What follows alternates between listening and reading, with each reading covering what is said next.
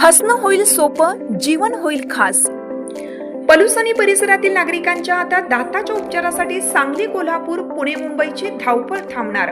पलूस शहरातील एकमेव अत्याधुनिक दातांचा दवाखाना, जिथे single visit root canal treatment सह दातांच्या सर्व समस्यावर खात्रीशीर उपचार। डॉक्टर प्रणव सचिन सुतार यांचे smile studio multi speciality dental clinic, Bhosale plaza, new ST stand समोर, पलूस। अपॉइंटमेंटसाठी संपर्क 72 72 82 72 27 आणि 87 93 75 16 25। जरांगे पाटील यांच्या ताफ्यातील मोटारीला बसची धडक, विट्याकडे जात असताना घडला अपघात, कार्यकर्ता जखमी। कडेगावहून विट्याकडे येत असलेल्या मराठा आरक्षणाचे नेते मनोज जरांगे पाटील यांच्या ताफ्यातील मोटारीला पाठीमागून भरधाव बसने जोरदार धडक दिल्याची घटना मंगळवारी दुपारी कडेगाव तालुक्यातील आंबेगाव हद्दीत घडली। या अपघातात किरण नारायण भगत वय 28 राहणार बीड हे कार्यकर्ते जखमी झाले। त्यांच्या कमरेला व मणक्याला मार लागला असून त्यांच्यावर विट्यातील खासगी रुग्णालयात उपचार सुरू आहेत। त्यांची प्रकृती सध्या उत्तम असल्याचे सांगण्यात आले। मनोज जरांगे पाटील हे गेल्या 3 दिवसापासून सांगली जिल्ह्याच्या दौऱ्यावर आहेत। सोमवारी रात्री कडेगाव येथील सभा आटोपल्यानंतर त्यांनी कडेगावातच मुक्काम केला। मंगळवारी सकाळी 11:30च्या सुमारास ते विट्याकडे रवाना झाले।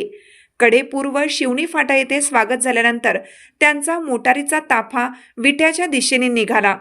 ताफा आंबेगाव जवळ आला असता ताफ्यातील मोटारीला MH23 BK 3777 पाठीमागून विट्याकडे जाणाऱ्या बसने MH11 BL 9391 जोरदार धडक दिली।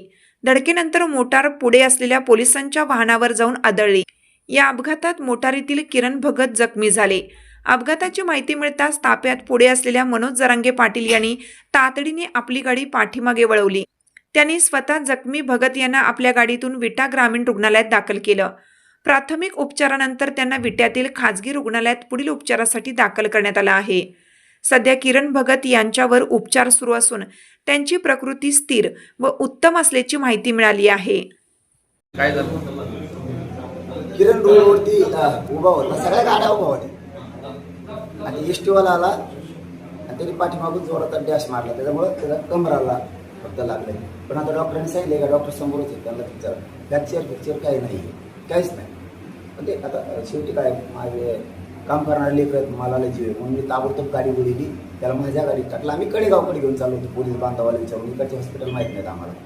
ते याची जर तब्येत मला गाडीतच व्यवस्थित वाटली किंवा म्हणलं की मार पाठीमागून लागला आहे, अरे म्हणलं मग चांगल्या हॉस्पिटलला जवळ कुठे तर मला वाटतं कांबळे साहेब ते बोलले की आपण विट्याला घेऊन जाऊ, चांगले हॉस्पिटल पळेल्या गाड्या माघारी इकडं। आणि आता सरकारी हॉस्पिटलला आणलं आम्हाला माहीत नाही विड्याचं, आता त्यामुळे आता आमची माणसं येतीलच आता स्थानिक, ते घेऊन जातील चांगल्या हॉस्पिटलमध्ये, एकदम क्लिअर आहे का तुमच्या समोरच। किरण भगतला जे झालं तुम्ही काही काळजी करायची गरज नाही, काय नाही एकदम व्यवस्थित। मूळ गाव कोणतं किरणचं? किरणचं बीड, तिप्पटवाडी, बीड रोज सोबत आहे। उभा होते ताप्याच्या बाहेर गाड्या सगळ्या उभ्या होत्या। ओके, रोडवरती बाजूला उभा होता, एसटीवर आलं, त्याच्या लक्षात आलं नाही? आलं नाही, त्याच्या लक्षात बघितलं नाही, काय असू शकतं त्याच्यावर काही शंका असायचं बी कारण नाही, आणि याच्यावर तर अजिबातच नाही। त्याने डॅश मारल्यामुळे ते रोडवर जोरात पडला। ते कोणी काळजी करू नये, म्हणजे महाराष्ट्रातल्या बांधवांनी पण कुटुंबियांनी पण, त्यामुळे आम्ही आहेत, काही काळजी करायची गरज नाही, एकदम व्यवस्थित क्लिअर तिथं। म्हणजे इकडं कार्यकर्त्याला लागलं माझ्या जेव्हा भावाचं, माझे किरण तिथं पडला, मी बसतो का सत्कार घेत तिथं, मी त्या गाड्या पिढ्या सगळ्या बाजूला ते JCB PCB आणि पहिलं हॉस्पिटलला, हे समजलं त्यापेक्षा मोठं काय त्याला, पण क्लिअर आहे, काही टेन्शन नाही। थँक्यू.